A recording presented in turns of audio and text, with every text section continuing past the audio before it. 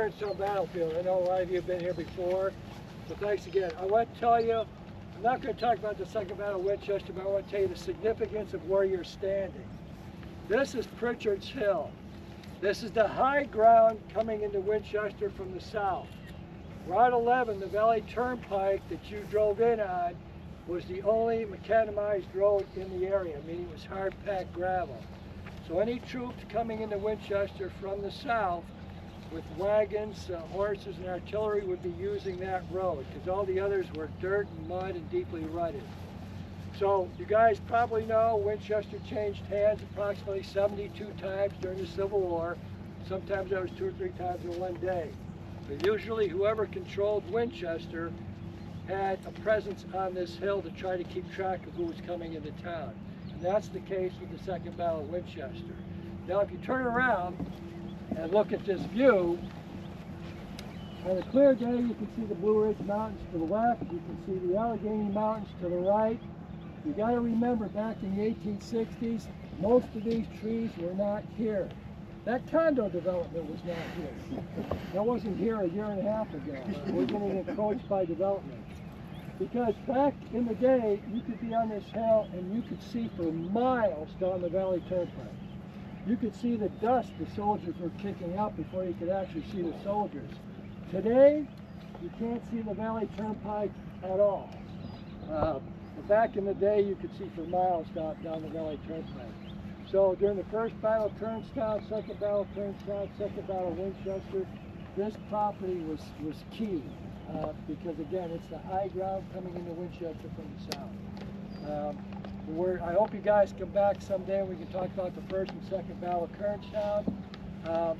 If you guys didn't get one of these, let me know. I'd like to give you one. It contains a schedule of our events. We have a second Kernstown tour from Scott Patchen in July that's coming up.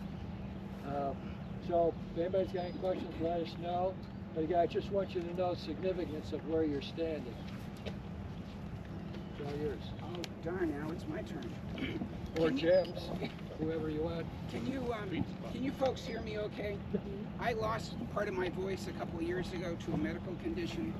So, needless to say, my wife enjoys the quiet around the house.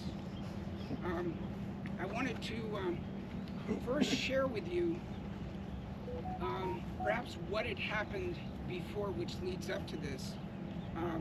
There had been the Battle of Chancellorsville that had taken place. It would have been like from May 30th. If you include the second Battle of Fredericksburg, everything is over by the 6th of June. So that having taken place, a short time after that, Jeb Stuart would have had his battle at Brandy Station, and it was in that time frame after Chancellorsville, and about the time that Brandy Station was taking place, that Robert E. Lee decided he would launch his invasion of the North.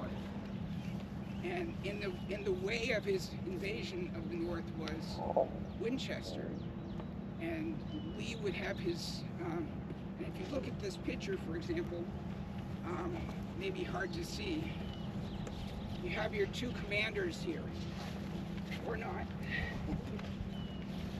You have the Confederate commander would be Old Baldy, Dick Ewell, and of course Robert Milroy would be your Union commander. At the time of the battle that takes place here, Milroy would have about 6,900 men.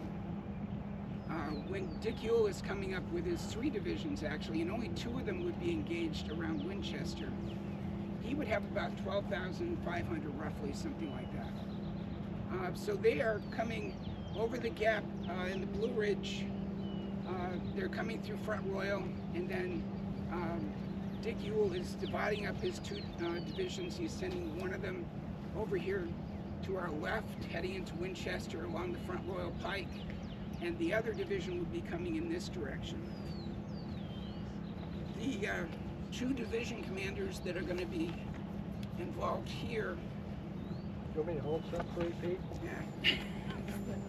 Would be these 2 gentlemen. As I said, Jubal Early would be in charge of the troops that are in this area, and Edward Allegheny Johnson would be in the troops over there. Now, Early had never been to this part of the valley before, at least not during the war. Edward Allegheny Johnson had actually been part of the Valley campaign, but during one of the first battles at McDowell, for example, he had been shot in the foot and had been wounded and had not really been back in action till just before the action that takes place here. So you would have Johnson would be over this way and Early would be over here.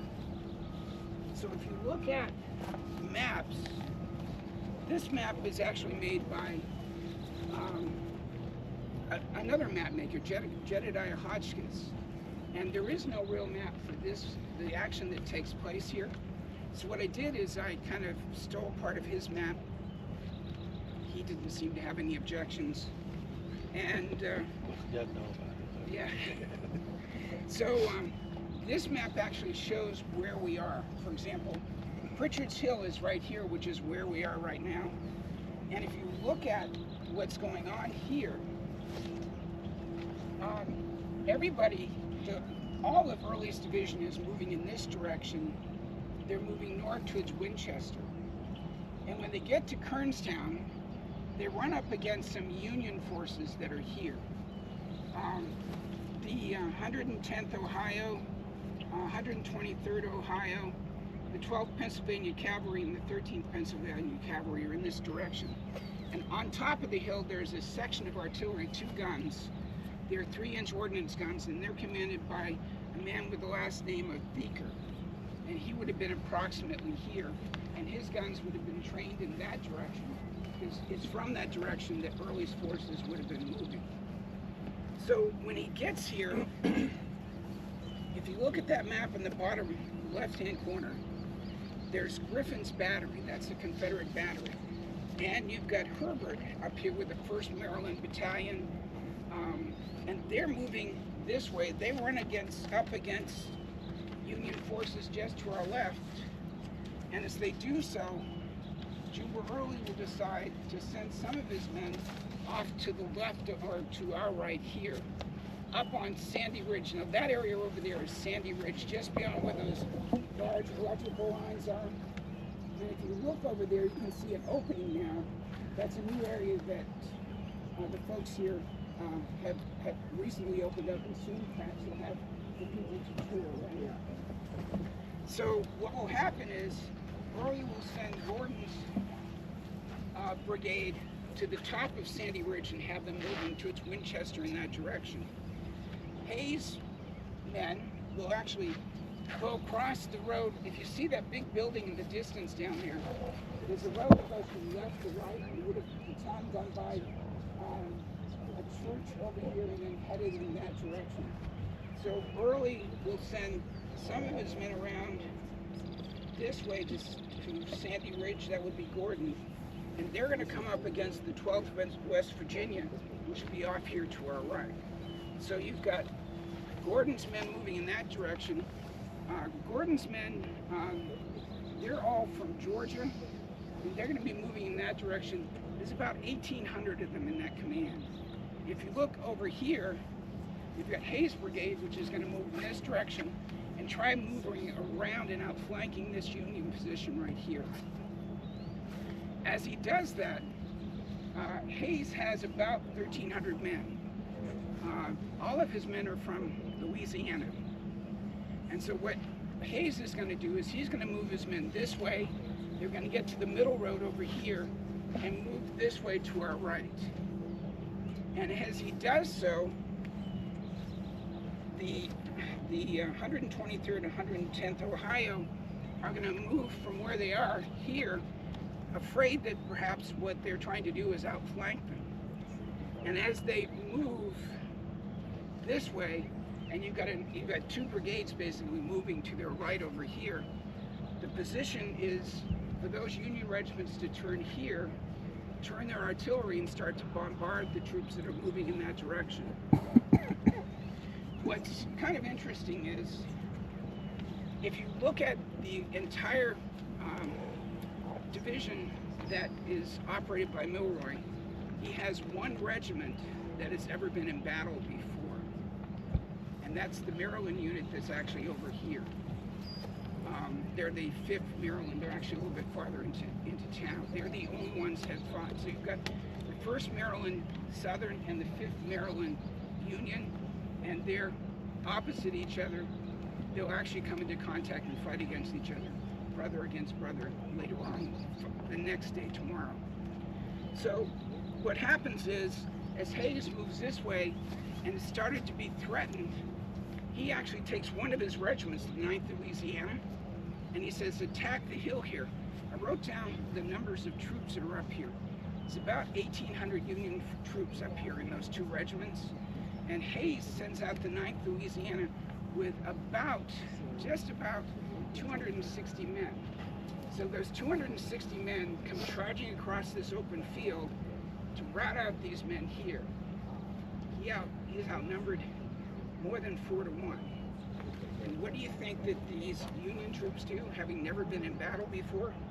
See this arrow heading in this direction? They head that way very quickly. And so does the artillery. And Herbert, who has his small command, continues forcing the 12th Pennsylvania Cavalry back towards town. So the action that takes place here is really, I mean, it's important. It kind of slows down the Confederate movement towards town, but you know, they're severely outnumbered. I mean, if you got 12,500 men moving in this direction, you got 1,400 or 1,500 up here in the hill and some cavalry, it doesn't take long for them to say, let's get back to the forts maybe in Winchester and get to the protection there that's, that we can take advantage of. But so you've got the 9th Louisiana coming in this direction. Gordon's men will push into town, force the 12th West Virginia back into town as well. And they'll move closer to town and come into contact once again, in which case, in a couple of the cases, as they face off again, the numbers actually become fairly even. But remember, it's about 7,900 to about 12,500 moving in this direction. Is that clear? Are there anybody have any questions about what's happening here? It's one of those things where inexperienced troops decide, probably wisely, that with all of these other troops moving off to their right, their safest bet is to head for town as quickly as they can, and that's what they do. By the way, Milroy doesn't believe at this point that there's a large force attacking Winchester. Milroy still thinks that, well, perhaps this is just a cavalry action or just a couple of troops have been sent, down the valley maybe to harass his men. But Milroy is not convinced that there's any type of major invasion or attack that's going to take place over the next few days. Yes? One thing I would point out is in the artillery building, we have a reproduction of the Hotchkiss map of the valley. So those of you who are map freaks like I am, it's really cool to see.